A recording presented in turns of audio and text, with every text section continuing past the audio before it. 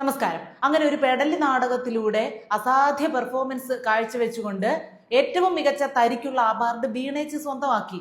അതൊക്കെ നോക്കിക്കൊണ്ട് നിൽക്കാൻ പറ്റുമോ ആർക്ക്? നമ്മുടെ ഡോക്ടർ ചിന്തേച്ചിക്ക്. ചിന്തേച്ചിയും കളത്തിൽ ഇറങ്ങി നിലവാരത്തിനനുസരിച്ചുള്ള ഒരു പ്രകടനം അങ്ങ് കാഴ്ചവെച്ചു.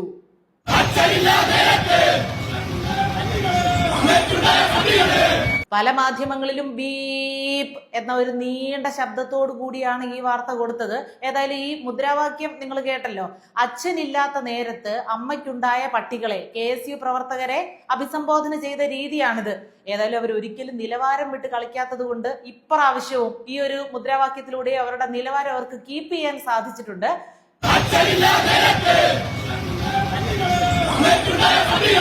നാട്ടുകാരുടെ കൊലച്ചോറുണ്ണുന്നവരാ ഞങ്ങളല്ല, നാട്ടുകാർക്ക് പൊതിച്ചോറ് കൂട്ടുന്നവരാ ഞങ്ങള്. അതുകൊണ്ട് ഞങ്ങൾ ഇങ്ങനെ ഇടയ്ക്കിടയ്ക്ക് ഞങ്ങളുടെ ഒളിവിലെ ഓർമ്മകള് പൊതുനിരത്തുകളിൽ ചീന്തി ഇട്ടുകൊണ്ടേയിരിക്കും. പെട്ടെന്നൊരു പ്രശ്നം ഉണ്ടാകുമ്പോൾ അതിനെതിരെ പ്രതിഷേധിക്കാൻ വേണ്ടിയിട്ട് മുദ്രാവാക്യങ്ങളൊക്കെ ഉണ്ടാകണമെങ്കിലുണ്ടല്ലോ കുറച്ച് സമയം ഇരുന്ന് ചിന്തിച്ച് ആലോചിച്ച് മെനക്കെട്ടൊക്കെ വേണം ഉണ്ടാക്കാൻ. അങ്ങനെ മെനക്കെടാൻ സമയമില്ലാത്ത സാഹചര്യത്തിൽ എന്താ സംഭവിക്കുന്നതെന്നറിയോ? നമ്മുടെ അനുഭവങ്ങളിൽ നിന്ന് നമ്മൾ ചില മുദ്രാവാക്യങ്ങൾ എഴുതി ഉണ്ടാക്കും. അപ്പോൾ അതുമായിട്ട് യോജിച്ചു പോകുന്ന ആളുകളെല്ലാം ഏറ്റങ്ങ് വിളിച്ചോളും. ഇങ്ങനെ മുദ്രാവാക്യം വിളിച്ചിട്ടും ഞങ്ങൾ ഒരു അസഭ്യവർഷവും നടത്തിയില്ല. അങ്ങനെ ആർക്കെങ്കിലും തോന്നിയിട്ടുണ്ടെങ്കിൽ നിങ്ങളുടെ ചിന്തയുടെ പ്രശ്നമാണ് എന്നാണ് ചിന്ത ചേച്ചി പറഞ്ഞത്. നമ്മുടെ പൊളിറ്റിക്സ് എന്ന് പറയുന്നത് സ്ത്രീകൾക്കൊപ്പവും അരികോൽക്കരിക്കപ്പെടുന്ന മനുഷ്യർക്കൊപ്പവും നിൽക്കുന്ന പുരോഗമന രാഷ്ട്രീയത്തിന്റെ പൊളിറ്റിക്സ് ആണ്.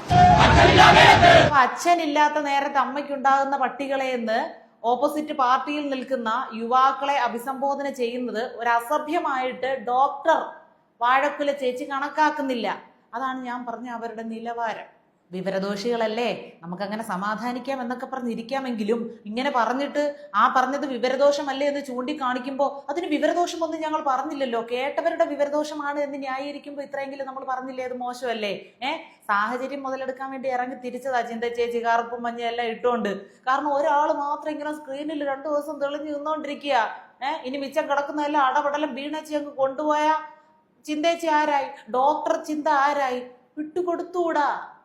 ഇനി നോക്കാം, മിക്കവാറും കഥകളിയും കൊണ്ട് ബിന്ദു ചേച്ചി ഇറങ്ങും, തീവ്രതയും കൊണ്ട് ശ്രീമതി ടീച്ചർ ഇറങ്ങും, ഇസ്രായേലിൽ നിന്ന് വിളി വന്നായിരുന്നെന്നും പറഞ്ഞ് ടീച്ചറമ്മ ഇറങ്ങും.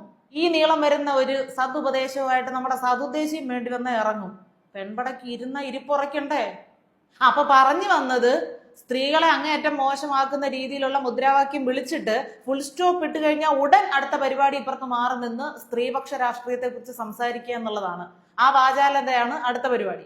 ഞാൻ എല്ലാ ഘട്ടത്തിലും സ്ത്രീപക്ഷ നിലപാട് ഉയർത്തിപ്പിടിക്കുന്ന ഒരാളാണ്. അത് ചെറിയ പ്രതികരണങ്ങളിലാണെങ്കിൽ പോലും വാക്കുകളിലാണെങ്കിൽ പോലും അത് ഉണ്ടാകണം എന്ന് ആഗ്രഹിക്കുന്ന ആളാണ്. പുരോഗമനവാദം, സ്ത്രീപക്ഷവാദം, ഇതിനെക്കുറിച്ചൊക്കെ ആരും കേട്ടിട്ടില്ലാത്ത സംഗതികളൊക്കെ പലയിടത്ത് നിന്നൊക്കെ റെഫർ ചെയ്ത് കൊണ്ടുവന്ന് മനുഷ്യരുടെ മുന്നിൽ അവതരിപ്പിക്കും. പക്ഷെ പ്രാക്ടിക്കലി നമ്മൾ എപ്പോഴും ഈ ഒരു നിലവാരം, ഈ ഒരു റേഞ്ചിനകത്ത് നിൽക്കും.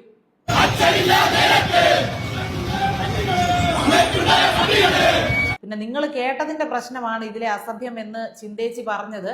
ഇതിന്റെ ഒരു പ്രഥമ ക്യാപ്സ്യൂളായിട്ട് പരിഗണിച്ചാൽ മതി. അതായത് ഒരു ഫസ്റ്റ് എയ്ഡ് ആയിട്ട് അവർ കൊടുത്തതാണെന്ന് നമ്മൾ കണക്കാക്കിയാൽ മതി. ഇനി അടുത്ത് വരാൻ പോകുന്നത് AI എന്നുള്ള സാധ്യത, വലിയ സാധ്യത അവിടെ കിടക്കുകയാണ്.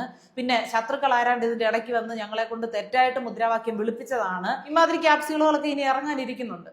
നാടകമായാലുവേ അതിന്റെ രചനയിൽ അവരുടെ സംസ്കാരമല്ലേ പ്രതിഫലിക്കുന്നത്. അത് നമ്മളങ്ങ് കണക്ക് കൂട്ടിയാൽ മതി. പരസ്യമായിട്ട് പോരിന് വിളിക്കുകയാണ്, പോരിന് വാടാ. അതായത് അച്ഛനില്ലാത്ത സമയത്ത് അമ്മയ്ക്കുണ്ടായ പട്ടികളെ. എന്തൊരു ചിന്തയാ ചിന്തേച്ചി, ഏത് ചിന്തയെന്നാ ചിന്തേച്ചി ആ മുദ്രാവാക്യം ഉരുത്തിരിഞ്ഞു വന്നേ? അപ്പം അച്ഛനില്ലാത്ത നേരത്ത് അമ്മയ്ക്ക് മക്കളുണ്ടാവും അല്ലേ? അത് നിങ്ങൾ ഉദാഹരണ സഹിതം അതിന്റെ രീതി എങ്ങനെയൊക്കെയാണെന്നൊക്കെ നിങ്ങൾക്കല്ലേ വിശദമായിട്ട് അറിയാവുന്നത്, അതും കൂടെ ഒന്ന് പറയണേ. ഏതായാലും സജി അച്ചായൻ ഒരു വെല്ലുവിളിയാട്ടോ ചിന്തേച്ചി. അടുത്ത സാംസ്കാരിക വകുപ്പ് മന്ത്രി ആകാനാണ് തയ്യാറെടുപ്പെന്ന് തോന്നുന്നു. ആ വകുപ്പിലോട്ടാ നോട്ടം അല്ലേ? ഭരണഘടനയെ കുന്തവും കുടച്ചക്രവും എന്ന് വിശേഷിപ്പിക്കാനുള്ള സംസ്കാരം കാണിച്ച സാംസ്കാരിക മന്ത്രിയെ കവച്ചു വെക്കാൻ കണക്കിന് നല്ല പരസ്യമായിട്ട് പെണ്ണുങ്ങളെ ആക്ഷേപിക്കുന്ന രീതിയിൽ സംസാരിക്കാനുള്ള സംസ്കാരം അത് ചിന്തേച്ചി പ്രകടമാക്കിയിരിക്കുകയാണ്. ഇത്രയും കഴിവ് ഉണ്ടെന്ന് ഞങ്ങൾ വിചാരിച്ചില്ല. ഭരണത്തിന്റെ തണലിൽ ആരോട് എന്തും പറയാം, എന്തു തോന്നിയാസവും കാണിക്കാം എന്നുള്ള ആ ഒരു അഹങ്കാരത്തിന്റെ ഭാഗമായിട്ട് കൂടിയാണ് ഇത്തരം മുദ്രാവാക്യങ്ങൾ നമ്മൾ ചെവി കൊണ്ട് കേൾക്കേണ്ടി വരുന്നത്. അല്ല, ഗണേഷ് കുമാരനൊക്കെ നിന്ന് വലിയ ഒച്ചത്തിൽ പ്രസംഗിക്കുന്ന കേട്ടായിരുന്നു. സ്ത്രീകളോട് പരാക്രമം പാടില്ല, സ്ത്രീകളെ അധിക്ഷേപിക്കാൻ പാടില്ല. പക്ഷെ